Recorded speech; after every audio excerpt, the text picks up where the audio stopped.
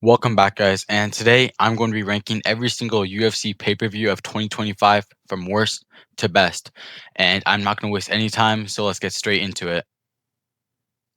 Starting off with the worst pay-per-view of the year, I think I'm going to have to go with UFC 312, Dricus Du Plessis versus Sean Strickland. And this was not a great event, really. The first fight of the night, Quinlan Sal killed. That was a great knockout. He's a top prospect, so I guess I was good. That fight being like 20 seconds, maybe.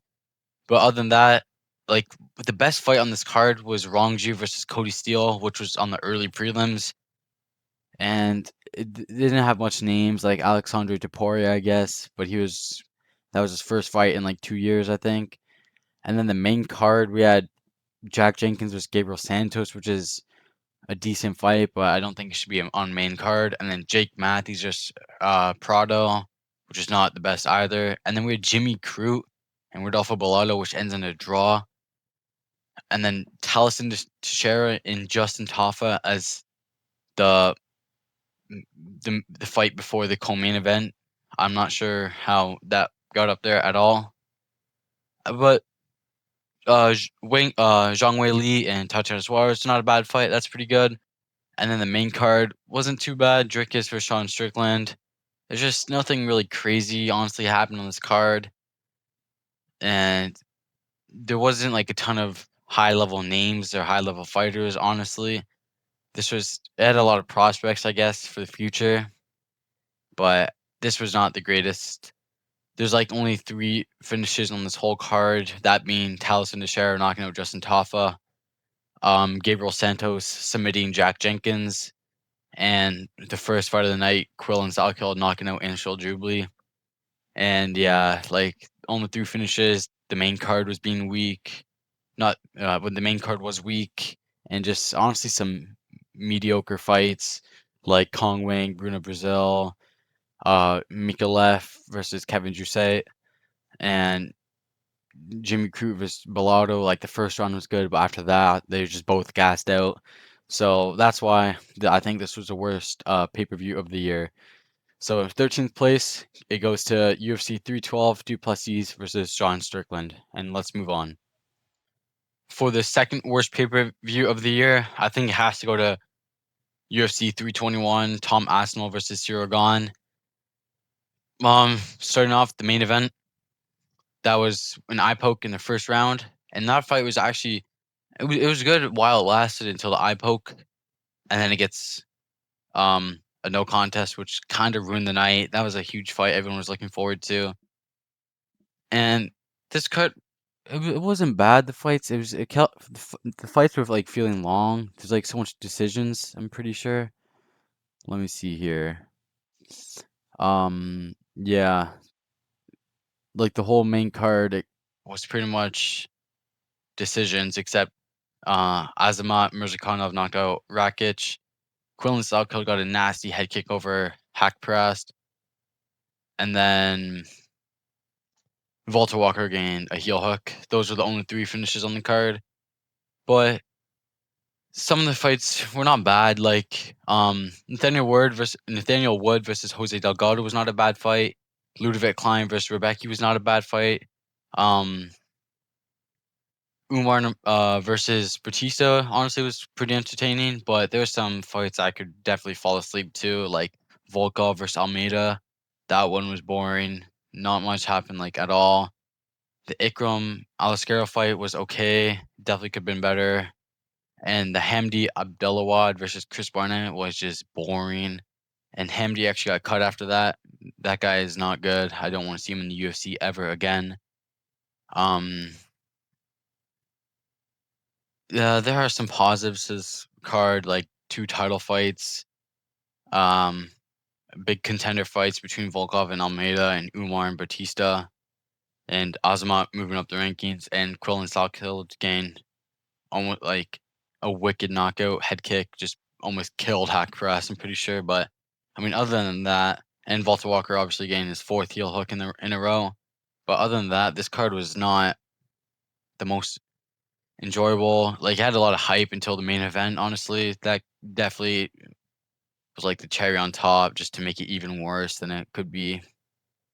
but definitely better than Duplessis versus Strickland card. But yeah, this one just did not live up to the hype, and that's why I am putting it at the second worst pay-per-view of the year. So let's move on. Next up, I put UFC 316 Merab Dvalishvili versus Sean O'Malley, number 2, the rematch with Juliana Pena and Kayla Harrison. And this card, it was okay. Not like the thing about this card that nothing super shocking really happened. I guess Kayla Harrison gained a submission over Pena, but like she was like a minus 700 favorite. Rob submitting Sean O'Malley was actually kind of the most shocking thing of the night. But nothing. I was like during the build up to this card, I really was not excited for anything. Like the thing that had the most hype was the trash talk between Juliana Pena and Kayla Harrison. Like other than that, there's nothing like that stood out to me that I can't wait for this fight to happen or anything. Let's look at the prelims. Like Marco Madero's Quinlan Salkill decision win over Yanel Ashmuz. Um, Probably the most another most shocking event was probably Juseng Yo's knockout over Jekker Sargi, where he put him out cold in the first 30 seconds. But like, let's see here, Kong Wang, okay, not a great fight. Gustafsson, that fight was decent. Waldo Cortez Acosta versus Spivak. Spivak just gassed out. Mirzakhanov, that was quite obvious. He's going to knock out Brenson Ribeiro. Joshua Van, he had the best performance of the night by far, just absolutely brutalizing Bruno Silva. So that was brutal. Luke getting subbed by Holland. Oh, Patchy Mix, yeah, that guy is fraud check of the year. That was a terrible performance by him there. Yeah, that was unbelievable. 0 footwork for Patchy Mix, all that hype he had from Bellator, just to look like just to get outclassed by Mario Batista. Mario Batista is a great fighter, but the way Patchy Mix was talking was like he's gonna steamroll through him. Pyfer versus Gastelum. Yeah, Gastelum's fat. Doesn't really matter. But like, yeah, this card, there's nothing like that stood out to me in fight wise. Like, I wasn't super like the fight I was probably most excited for is to watch Patchy Mix's debut, and he looked terrible. So yeah, I mean, this is better than the last two, I guess, overall. But I mean, it was still on the weaker side of pay-per-view. So that's why I'm putting it at the number 11th spot. So let's move on. And next up was UFC 313, Alex Pereira for taking on Ankalaev. And one of the cons of this event was, for me, the main event. Obviously, Ankalaev beat Pereira, but like there was so much hype going into this fight, so much trash talk, and it was honestly just like a slow decision, honestly. And that's kind of what ruined the night. Not ruined the night, but like I was really looking forward to that fight, and just the way it turned out was not what I expected. But Gaethje versus Fiziev, that was an exciting fight. Baha Mendes getting a first round submission, retiring Jalen Turner before he came back. That was a good one too. Lemos, the veteran, beating the prospect of Yasmin Lucindo, and Mauricio Ruffy gained a spinning knockout of the year, I think for sure, against King Green. That was wild. That was definitely the highlight of the night for sure. That was, if you watch that KO live, it was insane. The way Bobby just went out cold.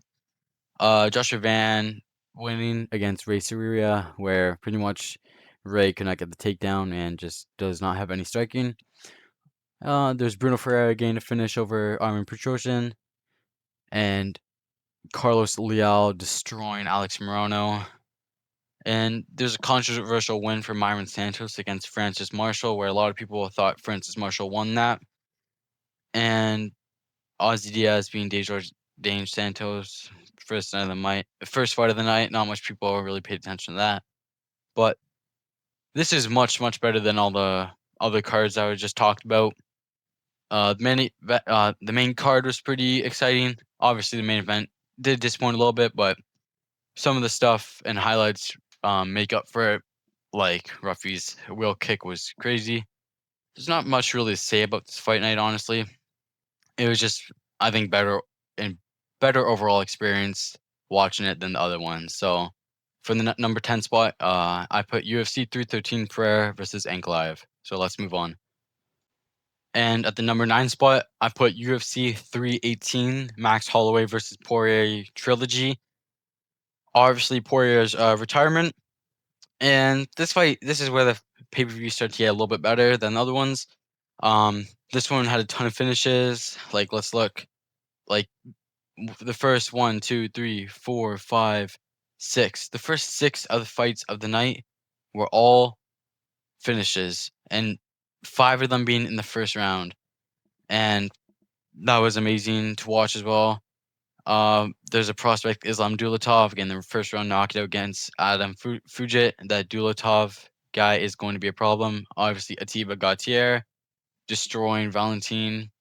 Brendan Allen versus Marvin Vittori, which Brendan Allen put a beating on Marvin Vittori. Marvin Vittori is done. He's not going to go anywhere in the UFC anymore.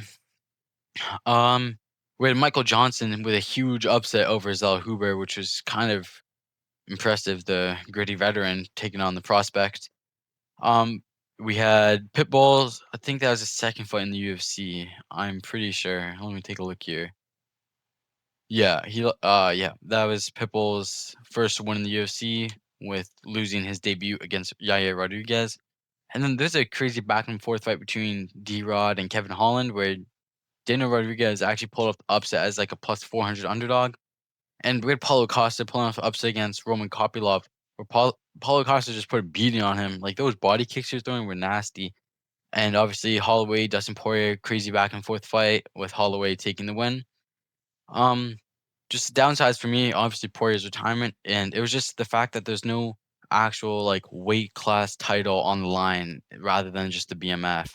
That's what it kind of took away the hype a little bit. I feel like because obviously not much people really care about the BMF. Like if that was like for the lightweight title, I would be so like that would be. I think it would have changed a lot. Just the fact that it was a BMF and not an actual title. If you guys see what I'm getting at, but other than that, this fight card was pretty good. Um, yeah, so that's about it. Just the one thing for me was just again, no actual title weight like a weight class belt on the line, just than the BMF. Other than that, this was pretty good and much, much, much better than the other pay-per-views. So at number 9, give me UFC 318 Holloway versus Poirier trilogy. And in the number 8 spot, I put UFC 315 Bilal Muhammad versus Jack Della Maddalena. And this was honestly a great card. Even though it didn't have like a ton of the top fighter names and recognitions, there's still some amazing fights and some brutal knockouts. I'm gonna start off with the co-main and the main event. Jack Della Maddalena versus Bilal Muhammad was an amazing fight, like action packed every single round. It was honestly great to see. It was a fun fight to watch. It was exciting. And the co-main between Shevchenko and Manon Fiorot was a very exciting fight too to watch too. That was a high level fight. That was one of the more entertaining women's fights. And Eamon Zahabi versus Jose Aldo was entertaining. Some people were saying that Jose Aldo won that fight. I kind of that fight I was actually not able to watch, so I cannot have my take on it. That's the one fight I was not able to watch. Natalia Silva dominating Alexa Grasso. Natalia Silva probably gonna be a title. I think she might beat. I think she is gonna beat Rose Namajunas and challenge for the title soon. And then we had Benoit Saint Denis. I'm pretty sure that was his bounce back win. Yeah, that was his bounce back win after losing to Poirier and Moicano. Mike Malott just putting Charles Radke to sleep. That was a great win for the Canadian in front of the Canadian crowd against an American. Jasmine Jasovicius just running through Jessica Andrade, submitting her in the first round. Marc-Andre Barrigal just almost killed Bruno Silva with those elbows against the fence. That was Bruno Silva went out cold. That was hard to see. And Bekzat Almakhan, this guy striking is world class. Being the first person to knock out Brad Katona with a nasty. The uppercut was so fast. Like when you watch it, you couldn't even see it happening. Just the downside of them this pay-per-view was there was some mid fights, like Navajo Sterling versus Ivan Urslan. Other than like the third round, like the last exchange, it honestly wasn't much. Like Navajo Sterling, I feel like he always finds a way to underperform. And I don't know. Maybe that's just me, but I feel like this guy definitely should be performing much better against the guys they're putting him up against. But he always seems to take it to like a decision. And then Modestus Bukesis versus Ion Kutalaba. A lot. I don't really remember that fight honestly, but I remember there's a lot of controversy saying Ion Kutalaba clearly won that. It was a split decision, and I guess it just went to Bukasis. But that wasn't a great fight either. But other than that, these were exciting fights, some nasty knockouts, and a great co-main and main event. So at the number 8 spot, give me UFC 315 Muhammad vs JDM. And at the number 7 spot, UFC 322 Jack Della Maddalena versus Islam Makhachev. And the one thing about this fight is the main event and the co-main were quite disappointing, honestly. Like they were literally the exact same fight, just different fights. Like Valentina Shevchenko just held control on Zhang Weili like the whole time, and that's exactly what Islam did to Jack Della Maddalena. It was just so much control time. I'm gonna see here if I can see how much control time for both these fights. Um, okay, I can't get it here on this website, but if you watch it, there's just Islam gets a takedown, Jack could not get up. Valentino get the takedown, Zhang Weili could not get up. But the main card, like the 3 fights before that, the 4 fights before that were amazing. Bo Nickel, obviously that fight was going a little bit slow, but Bo Nickel got a head kick knockout, just putting Rodolfo Vieira to sleep. No it was just a walk-off knockout. And then Benoit gained a 16-second knockout over Beneil Dariush. Dariush's chin is gone, bro. I don't know what he's gonna do. What's next for him? And then Carlos Prates with a piston left 1-2 down the middle, just putting Leon out. His eyes like rolled the back of his head. Michael Morales is just starching Sean Brady. Sean Brady like so small compared to Michael Morales. Michael Morales is huge, 19-0. Who maybe he'll challenge for the belt next. There was big loss for Malcolm Wallmaker. He was 10-0, and they got this guy on like 48 hours notice, Ethan Ewing, and he took the fight. He brought the fight to Malcolm Wallmaker, just putting the pace on him. Kyle Dawkins putting Gerald to sleep in 50 seconds. Gerald's chin is still gone. That was unbelievable. Pat Sabatini is on a roll. I think he's on like a 5-fight win streak now. There's Susakayev, which is a prospect from Contender Series, but he started this fight off slow, like, and I think McConico actually won a round on him, and he got, but Susakayev got the knockout in the 3rd round, it was a pretty brutal knockout. But these fights were like most of these fights were entertaining. There's big fights for each division, like especially the welterweight division, like Mike Morales, Sean Brady, Prates, Edwards. It was just the main event and the co-main event that did disappoint a little bit, but obviously Islam getting double champ status. But other than that, this was a pretty good card, so that's why I have it at number 7. So give me at the number 7 spot, JDM versus Makhachev, UFC 322. And for the number 6 spot, we had UFC 311, Islam Makhachev versus was supposed to be Arman Tsarukyan, but he pulled out, so Renato Moicano. And this was honestly a great card. Had a ton of big names like let's see here. There was Jamal Hill, Yuri Proska, Merab, Umar, Islam, Renato. There's social Beneil Dariush and Arman Tsarukyan too. There's Kevin Holland, RDR's second fight in the UFC. Peyton Talbot. These amazing. This was an amazing main card with all finishes except the Merab fight, but that fight was still amazing. The way Merab was taunting Umar. Yuri getting the 3rd round knockout over Jamal Hill.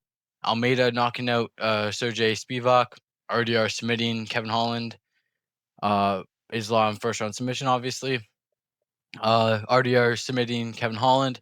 A huge upset Ronnie Barcelos giving Peyton Talbot his first loss.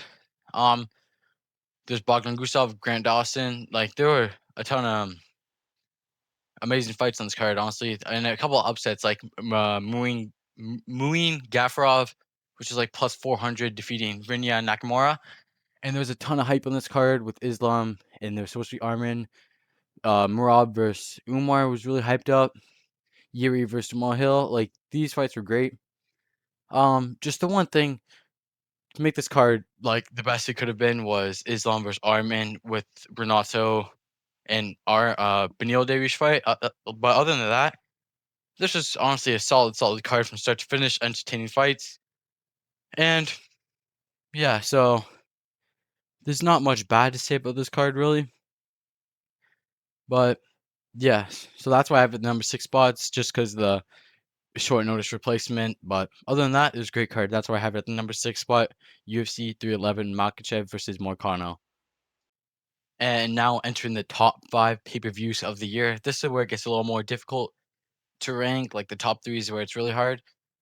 But for the 5th place, I have UFC 320 or 320 Ankalaev versus Pereira rematch with Merab Dvalishvili and Sandhagen. And this is a great card. Main card was absolutely amazing. Alex Pereira getting the first round knockout. Merab dominating Corey Sandhagen. Yuri's comeback win against Khalil Roundtree. Yusuf's Zalal's first round submission against Josh Emmett. And Joe Pyfer finishing a boost in the 2nd round.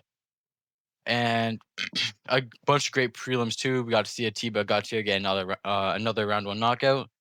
Daniel Santos putting Zhou Seng Yo to sleep. Patchy makes another loss. This guy is terrible. I don't want to see him fight ever again or put him against like a deadly prospect just to murder him. Patchy Mix lost against a short notice. Jacob Wilkaz and Patchy Mix was like a minus 300. Lost again. Edmund Shabazian getting round 1 knockout. A close fight between Serrano and Veritenikov. Those guys aren't really go far though. And just a couple other prelim fights that not much people really cared about. But Ramiz Brahimaj versus Austin Vanford. I'm a big fan of Ramiz Brahimaj. Like when he fought against what's the guy's name? Billy Ray Golf. He submitted him as a big underdog, and submitted Austin Vanford too. That was a good one. I really like Ramiz Brahimaj. He's an exciting first round fighter. But main card was solid. There's not much to say bad about this card, honestly. It was great from start to finish. Couple women's fights as well, which were okay, I guess. But other than that, this was exciting start to finish. It's kind of hard to criticize anything. Got to see Pereira win his belt back, and in this fight, it lived up to the hype. There's a lot of trash talk going on between these two guys, and Alex Pereira just shut him up. That was great to see too. So at the number 5 spot, give me UFC 320 Ankalaev versus Pereira. And at the number 4 spot, I chose UFC 314 Volkanovski versus Lopez, and this was an amazing card. Still nothing much to criticize about it. Amazing main card with Volkanovski versus Diego Lopez, back and forth fight. Paddy absolutely destroying Michael Chandler. Debut in Pitbull versus Yair Rodriguez, and the build up between Gene Silva and Bryce Mitchell. And Gene Silva put him to sleep with a ninja choke. There was Dominic Reyes versus Nikita Krylov, where Dominic Reyes got a round 1 knockout. A lot of people were happy to see that. Dan Ige knocking out Sean Woodson. Julian Erosa destroying Darren Elkins. Darren Elkins looked like he was about to die in that fight. Mikhail Olekjicek knocking out Cedric Dumas.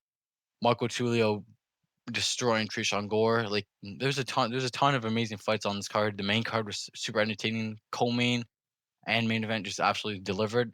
Again, there's like nothing much to criticize. There's just all the pay-per-views are just better in my opinion. But I really don't have much to say about this card, honestly. A bunch of good names, high level fighters, exciting fights, good build up. Like there's really like nothing to criticize. So at the number 4 spot, I have to go UFC 314 Volkanovski versus Lopez. And now we are within the top 3 pay-per-views of 2025. And For number 3, I'm gonna go with UFC 319, Dricus Du Plessis versus Hamzat Chimaev. This was an amazing card start to finish, some amazing fights, some big upsets. Main card was absolutely amazing. On the main card, we had um, Tim Elliott versus Kaya Sakura, which Tim Elliott was like a plus 250 underdog, I think, and submitted Kaya Sakura.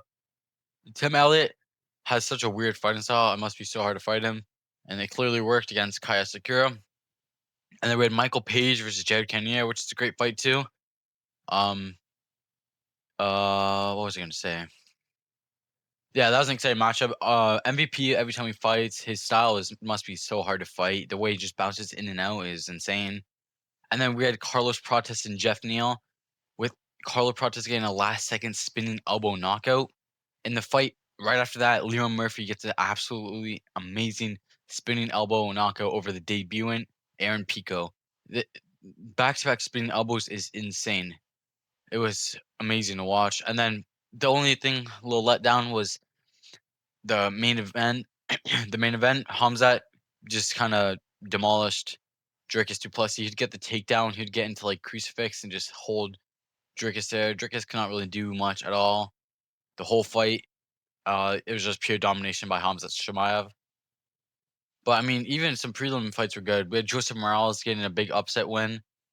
He's like a plus 360 underdog against Alibi Idris, who was a 10-0 Kazakhstan fighter. That was a good fight. We had Alexander Hernandez knocking out Chase Hooper in the first round. Alexander Hernandez was like a plus 300 underdog as well. We had Mikhail Oleg. Yeah, he put Gerald to sleep. We had Bysinger Suzakayev, and I think he won on the Contender Series on Tuesday and then fought on Saturday. So I think he was this was like 5 days in between both the fights, and he submitted Eric Nolan in the second round. So overall, this is a great card. There's really not much to complain about. It was amazing from start to finish. So at the number 3 spot, give me UFC 319 Dricus Du Plessis versus Hamzat Chimaev. And my second favorite pay-per-view card of the year goes to UFC 317. This was an amazing card from start to finish. The only thing sad is, I guess, seeing Charles get slept, but we kind of all knew deep down that that was going to happen. But in the co-main event, Pantoja dominating Kai Car France. That was a great fight. And before that, the featured main card fight between Joshua Van and Brandon Royval was a fight of the year contender. This was they threw like I think like almost 400, 500 strikes in that fight. It was nonstop from the very first minute to the last minute.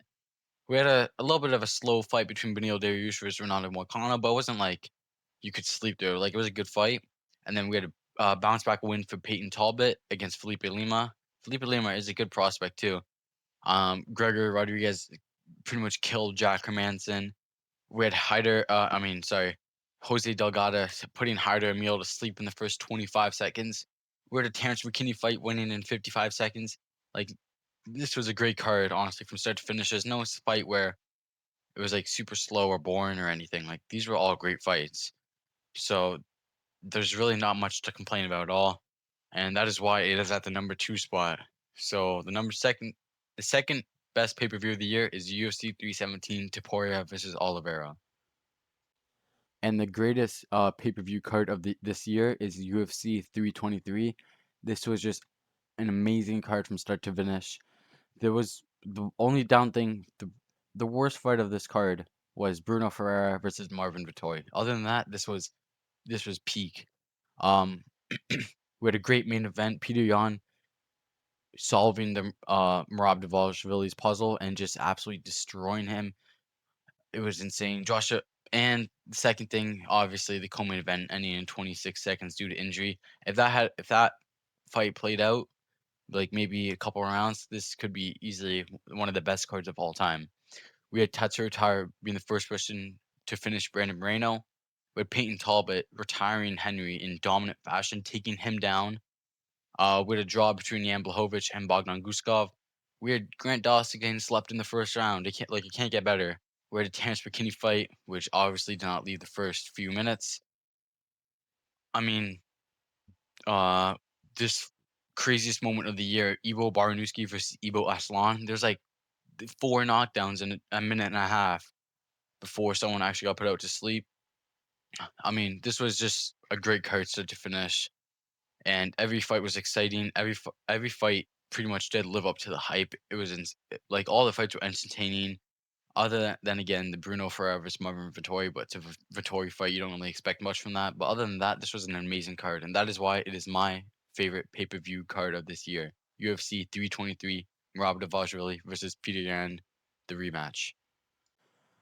And thank you guys for watching. Don't forget to like and subscribe. And I want you guys to comment right now what was your favorite pay-per-view of the year and what was your least favorite pay-per-view of the year. Other than that, I'll see you guys in the next video. Thanks for watching.